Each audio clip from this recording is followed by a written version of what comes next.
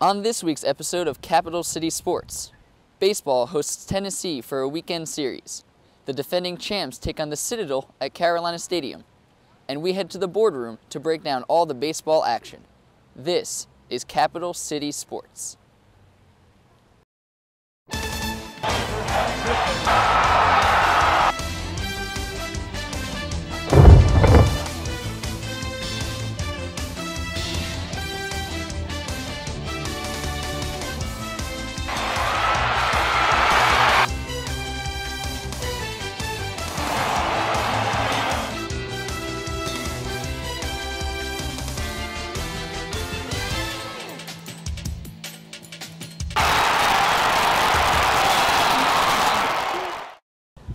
Hello and welcome to the show. I'm Pat Cloney. Gamecock Baseball hosted the Tennessee Volunteers in a 3-game set at Carolina Stadium this weekend. I was at Friday's game and saw a well-fought battle that was decided in the late innings. Let's take a look at the highlights. Gamecock Baseball took on Tennessee at Carolina Stadium Friday night. Michael Rault was on the mound for the Gamecocks. He's 3-0 on the year. He started off strong, hitting Drew Stickenrider to ground into the 6-4-3 double play to end the first. Then Rault gets Chris looking in the second. He had 3 strikeouts on the day. Carolina had trouble early with runners in scoring position. Here, T.J. Cawson strikes out with runners on first and second. In the third, Ethan Bennett takes Rault deep to left center. This ball will hop over the wall for a ground rule double. 2 batters later, it's Will Maddox with another drive into left center. This will get past a diving Evan Marzilli. Bennett will come in to score, putting Tennessee up early 1-0. Rault would get out of the jam ball, striking out Zach Luther to end the inning. Bottom 4 now, Grayson Griner crushes this ball to center field. It hits off the top of the wall, just missing a home run, and Griner cruises easily into second with a double. After a walk to Adam Matthews, Tennessee deals another free pass to Chase Ferguson, loading the bases for T.J. Cawson, but Cawson goes down low, keeping the score at 1-0 Vols. Carolina would get another crack at it in the 5th, as Evan Marzilli leads things off with a single to left. 2 batters later, Christian Walker hits a grounder to third, but the throw is dropped by Tennessee's Davis Morgan. Marzilli scores, and the game is tied up at 1. Later, it's L.B. Dantzler with the shallow fly ball into center. Chris Fritz is unable to make the catch, and the ball rolls away. Walker scores on the RBI double, and Carolina takes a 2-1 lead. But in the 6th, Steckenrider retaliates for Tennessee. This is the first home run Rault has given up all season, and it gives the Vols a 3-2 advantage. In the bottom of the 6th, Ferguson draws another walk to put runners on first and second. 2 batters later, a very weird play. Evan Marzilli knocks a base hit into right field. Ferguson would be held at third, and this gets Sean Sullivan, who pinch hit for Cawson, caught in between second and third. It looks like he gets under the throw, but he is called out by the second base umpire. No trouble though, as 2 batters later, Christian Walker lines a base hit up the middle. This would lead Ferguson and Marzilli, bringing the Yankees back up by a run. In the 7th, make way for Matt Price. He comes in and strikes out Will Maddox to end the inning, setting Rault up for his 4th win.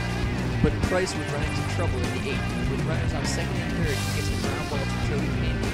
Goes to third for the fielder's choice, and Tennessee ties the game at 4. Then in the 9th, he allows a base hit to Maddox for the runner on. This puts the go-ahead run on third base with 1 out. The Vols try for the squeeze bunt, but Zach Luther pops it up. Price makes the play and then tries to double up Zach Osborne at third, but he throws the ball away into left field, allowing Osborne to score, and Tennessee takes a 5-4 lead. Price would get out of the inning with a strikeout of Parker Wormsley, but as you can see, Price visibly accepted his mistake.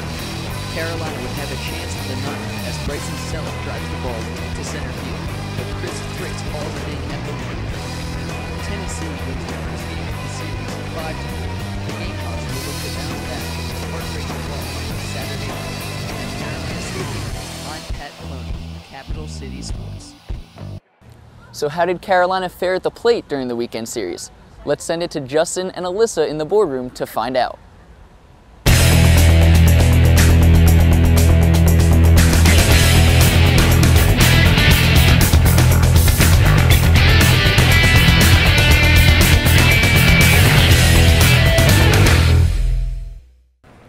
Welcome Welcome to the boardroom. I'm Justin Stevens, joined by me, Alyssa Lang. And Alyssa, this is the first time in the boardroom.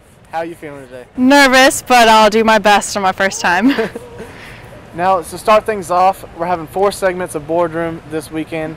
3 with the USC baseball team, 1 the spring game this Saturday. And to start things off, we're going to talk about the batting for the USC Gamecock baseball team.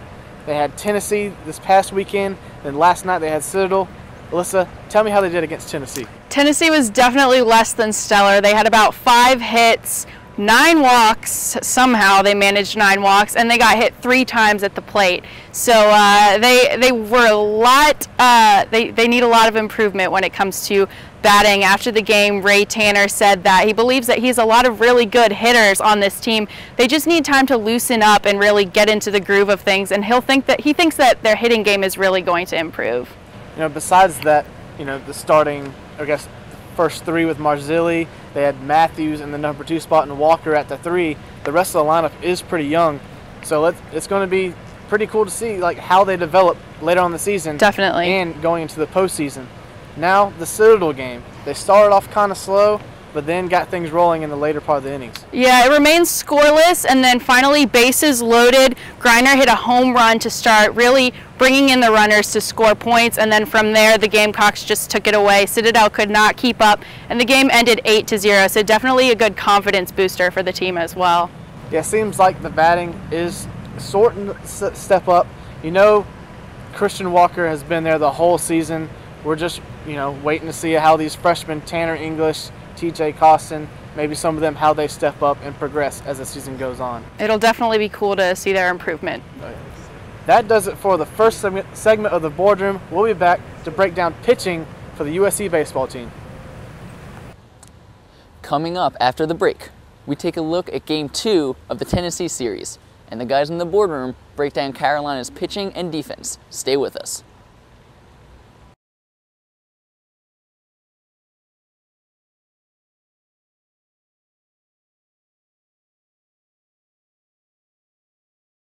Welcome back to the show.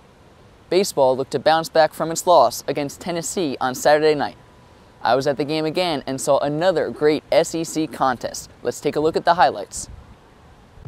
Gamecock baseball took on Tennessee in Game 2 of a 3-game series Saturday night. Carolina looked to bounce back from a tough loss on Friday. Freshman Jordan Montgomery was on the mound. It was the first SEC start of his career. Tennessee jumped on the lefty early as leadoff batter Will Maddox lined a shot into the left field corner. Maddox would end up on third with a triple. The next batter was Zach Luther, and he grounds this ball to Joey Pancake at short. Pancake will make the play, but Maddox scores to put the Vols up 1-0. Montgomery would settle down quickly though, as he strikes out Drew Steckenrider for the second out, and then gets Davis Morgan to ground out to LB Dantzler to end the top of the first. In Carolina's half of the inning, a walk to Christian Walker put runners on first and second, but 2 batters later, Bryson Selig flies out to center to end the inning without a run. Montgomery kept things intact though, as he strikes out Parker Wormsley in the second, then gets Steckenrider looking in the fourth, and Morgan swinging right at him. Back to the bottom of the second, it's TJ Costin with a line drive into left center field. This sends LB Dantzler to third and puts Costin at second with a double. But the next batter is Evan Marzilli, and he pops the first pitch into right field to end the inning. The Gamecocks had plenty of chances with runners on early, they just couldn't convert. Same thing here in the third. Adam Matthews with the liner into right. It's dropped by Steckenrider and rolls away. Matthews ends up on second, but a few batters later, Grayson Griner grounds one to short, and the force is made at second to end the inning. Fourth inning now. Here's TJ Costin with his second hit of the night. This ball drops just in front of Chris Pierce for a base hit. Later, with the bases loaded, Carolina finally gets on the board with this Adam Matthews fly ball into center field. The throw by Chris Fritz would not be in time, and Dantzler scores to tie the game at 1. With a chance to take the lead in the fifth, Eric Payne gets the bunt down, and Connor Bright beats the throw to third, loading the bases with no outs. But after a pop out by Dantzler, Costin gets caught looking, and Evan Marzilli grounds out to short. Carolina misses a huge opportunity, and the game remains tied. Luckily, Jordan Montgomery had it going. He strikes out Chris Pierce looking in the seventh, and then gets Ethan Bennett swinging in the eighth. Montgomery finished with 8 innings, 3 hits, no walks, and 7 Ks. He handed the ball off to Tyler Webb, who took care of business in the ninth, striking out second rider here to end the inning. Connor Bright got things going for the Gamecocks in the ninth, with this single into left to lead off the inning. After a sac bunt by Grayson Griner and a pass ball, Chase Ferguson gets hit by the pitch. Runners on first and second for LB Dantzler, and Dantzler sends the fans home happy. This ball will soar over Chris Fritz's head and bounce over the wall. Bright comes in to score the game-winning run, gets some congratulations at home plate, and then joins in on the mob around Dantzler. The third baseman's first hit of the night could not have come at a better time. He lifts Carolina to a much-needed victory over the Volunteers. The SEC rivals will play a rubber matchup Sunday afternoon at Carolina Stadium. I'm Pat Cloney, Capital City Sports. The Gamecocks finished up the series on Sunday with another win. They beat the Vols by a score of 6-1. We heard Justin and Alyssa's take on Carolina's offense, but what do they think about the pitching and defense? We head back to the boardroom to find out.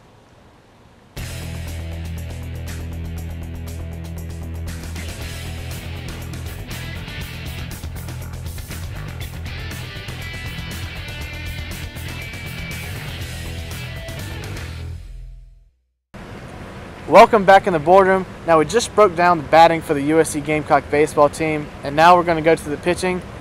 Game 1 against Tennessee, the pitching looked kind of shaky with the South Carolina's best two pitchers, Micah Roth and Price, both struggling. Alyssa, tell me about the pitching in the Tennessee series. Well, one thing that was really impressive was Jordan Montgomery's pitching game. It was one of the most impressive freshman pitching games in SEC history. He had 12 retired pitches in a row at one point and only allowed one more batter to reach third base at the rest of the evening. So he was he had a very good game and was very impressive as far as pitching goes. Yeah.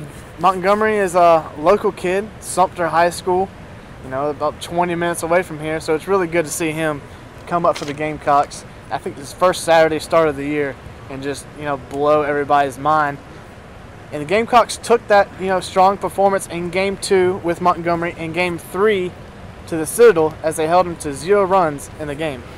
And pitcher Nolan Belcher, in his first start of his career, pitched 5.2 scoreless innings, which was also very impressive. With relievers Tyler Webb and Hunter Privet, they combined for a 5-hit shutout, their third shutout of the season and their second in the last 5 games.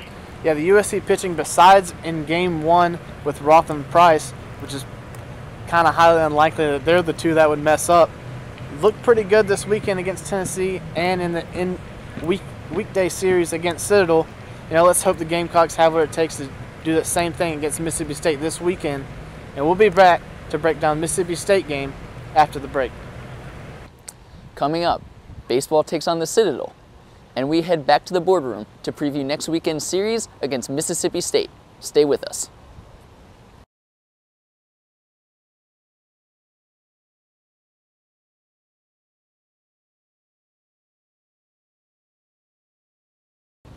The baseball team looked to stay hot when they hosted the Citadel at Carolina Stadium Tuesday night. Ross Hanzopoulos was there, and he's got your highlight.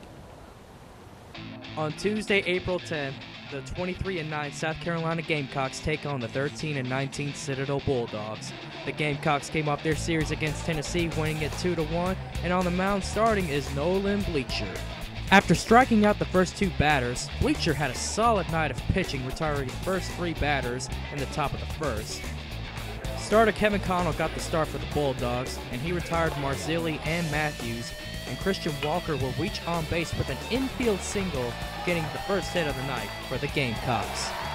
The no-hitter wouldn't last for the Gamecocks too long, because in the second, the Bulldogs got their first hit of the game, coming off the bat of Joe Jackson, and later he steals for second successfully, but Belcher will get his team out of trouble in the second. To the third inning we go with 1 man on base. Houston Armstrong bunts it up high, and LB Dantzler is there to make the catch for the out, and Nick Orvin will line out to Joey Pancake to make the double play out at first. Bottom of the third, Tanner English gets a hit for the Gamecocks, blasting it to left field, and later on he will score thanks to Adam Matthews' sacrifice ground out, getting on the board first, leading 1-0 South Carolina. And another run will be scored in the inning thanks to Joey Pancake bringing home Christian Walker from first, blasting it to right field, and that will give Joey Pancake a double and leading 2-0. Moving to the 6th inning, the Gamecocks make a pitching change as Tyler Webb comes in for the Gamecocks. Nolan Bleacher pitched for 5.2 innings, striking out 6 batters and no earned runs. And Tyler Webb will close the inning out by striking out catcher Joe Jackson from the Bulldogs. Bottom of the 7th we go with 1 runner on base. Christian Walker will blast it to center field, bringing home Adam Matthews, and he will double for the Gamecocks, and they lead 3-0. Bases loaded, and freshman sensation Grayson Grinder will go deep and go back. Forget about it. It's gone. A grand salami for the Gamecocks. The first grand slam for the Gamecocks this season, and they are leading 7-0. The Gamecocks will get 1 more run in the 8th inning, and the game will end with the Gamecocks winning 8-0. The Gamecocks improve to 24-9, and next will be Mississippi State Bulldogs coming to town this weekend. Ross Anzopoulos, Capital City Sports. After an action-packed week, baseball begins preparation for a series against Mississippi State. We send it back to the guys in the boardroom to take a closer look at this series.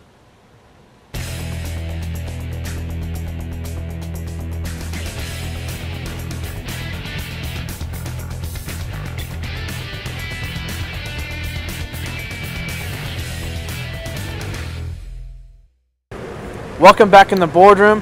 Now, South Carolina has won 3 games in a row with the Tennessee series and being Citadel this past weekend, and Mississippi State has also won their series. They beat Vanderbilt this past weekend. Alyssa, what do you think the Gamecocks need to do to come out with a victory this weekend? Well, I think they definitely can come out with a victory, it being a home game, and then they just came off of a really big win against Citadel, 8-0.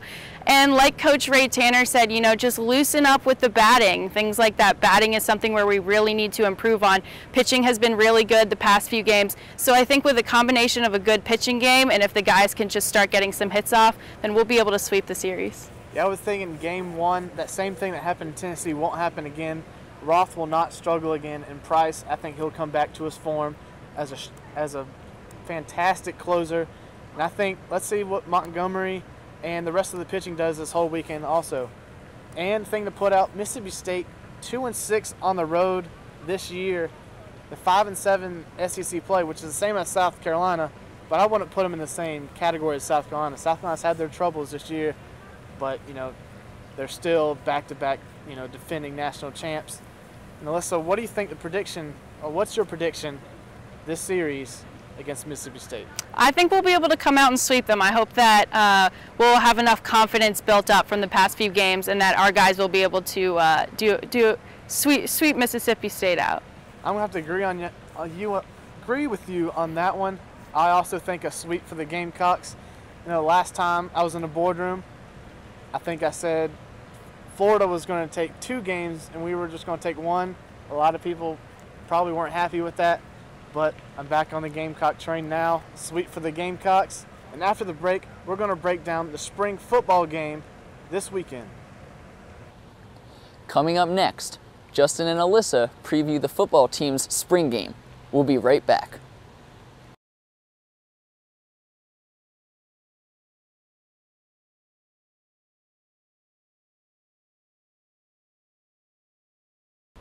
Get ready, Gamecock fans. Football is back. The team hosts its annual spring game at Williams-Brice Stadium this Saturday. We head to the boardroom to take our first look at next year's.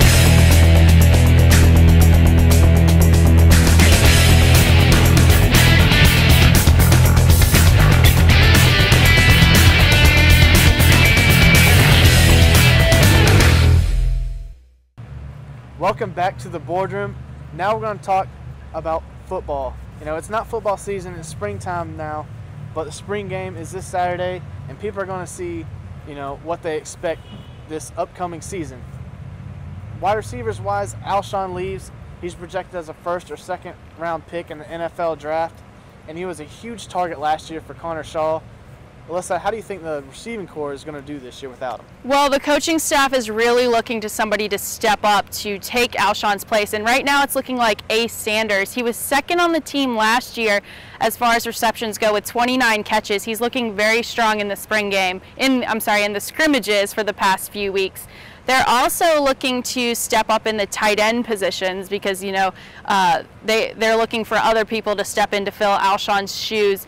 And Drew Owens, who was a redshirt freshman last year, will be now fighting for some playing time with Justice Cunningham as tight end. 6'6", 236 pounds. He's really looking to make an impact at the tight end position.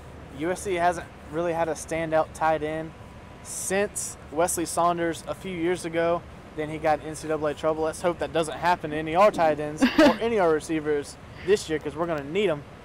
Now to a position where pretty liable at, but he's not going to play this spring game, most likely, Marcus Lattimore and the running back core. Yes, as most people know, Marcus Lattimore is still rehabilitating from his injury last season.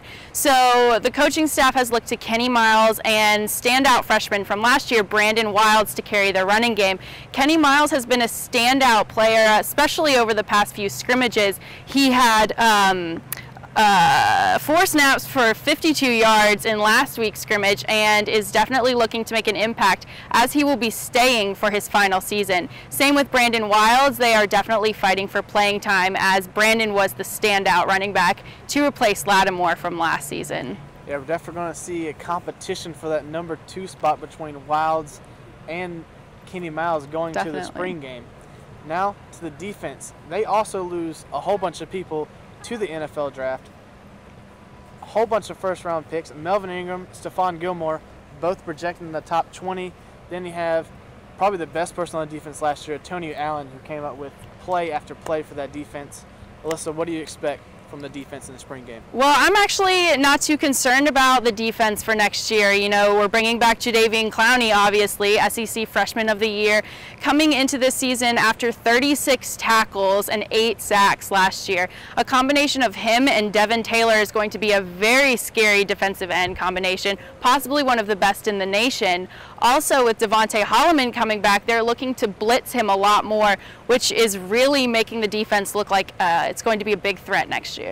Now we have a long time to go before the start of the football season, but this spring game can get some excitement for Gamecock fans going into next year, and maybe on our way to an SEC title for the first time in history.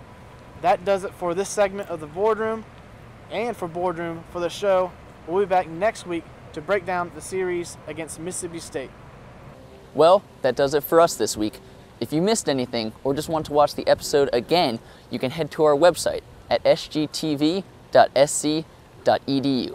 Make sure to follow us on Twitter at CCS Staff and like us on Facebook at SGTV. For all of us here at Capital City Sports, I'm Pat Cloney. Have a great day, Carolina.